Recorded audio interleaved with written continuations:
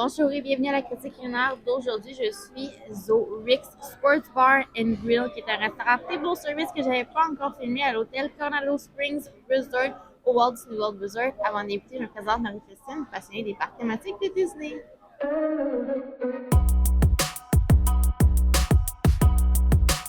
Alors, pour cette critique culinaire, donc je suis au repas du soir, mais c'est le même pour le lunch et le soir. Je débute avec le nacho en entrée. C'est arrivé super rapide, donc je pense que c'est comme dans leurs best sellers. Il n'y a pas trop de monde en ce moment, mais je sais que ce restaurant-là est très populaire à certaines périodes de l'année, donc je vous recommande fortement la réservation à l'avance. Pour ma part, là, j'ai commandé le cheeseburger et il que j'ai pris le burger spécialité. Donc, à chaque mois, ils font un burger un peu funky. Il y a également quelqu'un qui va prendre la soupe du jour et le grilled cheese. Donc, je commence avec les nachos. Voilà, personnellement, depuis qu'on est arrivé au Coronado, là, je crave des chips et de la guacamole. Donc, je rêve à ça la nuit. Donc, j'ai très hâte de manger des petits chips en entrée. C'est très bon, c'est frais. Surprenamment, le nacho n'est pas allé au four. Donc, c'est vraiment des chips avec les toppings sur le dessus. Puis, en ce moment, il fait très chaud, puis je pense que c'est parfait parce que ça fait un peu moins lourd. Il y a une petite sauce dessus, une petite crema qui est super bonne. Et moi, la pico de gallo, j'adore les tomates fraîches. C'est tellement dans mes items favoris. Je pourrais manger des bols et des bols de pico de gallo non-stop. Donc, ça commence super bien notre souper et je vous parle rendu au moment des plats principaux. Mais on passe un super temps au restaurant. Je suis de retour avec mon American Burger qui est tellement gros que vous pourriez vous le séparer à deux personnes avec une entrée sans problème. Juste pour mentionner, là, aux États-Unis, ils vont vous demander la cuisson de votre boulette d'hamburger. Si vous êtes européen, canadien, c'est quelque chose que peut-être que vous n'êtes pas habitué. Au Canada, en tout cas, on ne demande jamais la cuisson d'hamburger puisque c'est toujours très bien cuit. Aux États-Unis, ils ont des normes différentes. Pour ma part, je demande toujours bien cuit ou pink, juste un petit peu rosé, mais jamais.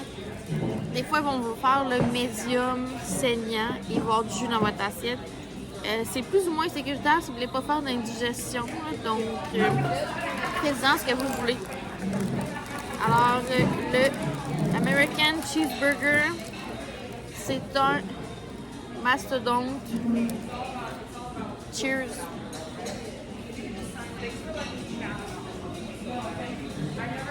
La boulette est vraiment juteuse. C'est bien que laitue, tomate, oignon, cornichon, fromage et bacon. Servi avec des waffle fries, donc des frites gaufrées.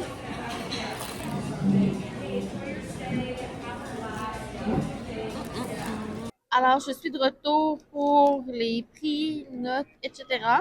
Donc, le nachos qui est vraiment colossal. Si vous allez sur Google, là, c'est des vieilles photos, puis c'est le double de ce qui monte sur Internet. Et 15$, là, je prendrais quasiment ça comme repas tellement que c'est gros.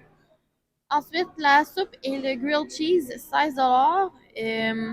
Quand même un bon mix. Le grilled cheese était bon, mais la soupe, je pense pas que c'est pour tout le monde. C'est une soupe vraiment plus mexicaine. Le Rick's Burger, donc le burger du mois, 23$. Et moi, le All-American Burger, 22$. C'est un des meilleurs burgers que j'ai mangé à Disney. Pas parce qu'il est très élaboré, mais parce qu'il est très bien fait. La viande est bien cuite, beaucoup de saveurs. On goûtait vraiment les épices sur la viande. C'était vraiment, vraiment très bon. Donc, je vais donner une note générale de 7 sur 10 pour le restaurant. L'emplacement est super bien au Coronado, c'est très central, vous êtes près de l'arrêt d'autobus pour ensuite aller dans les parcs. Les prix sont super raisonnables et les portions sont très généreuses, donc je dirais qu'ici, vous pouvez facilement vous partager un plat pour deux personnes et prendre un snack un peu plus tard, il n'y aurait pas de problème.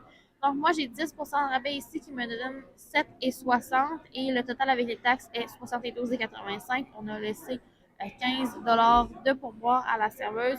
Super service, super ambiance.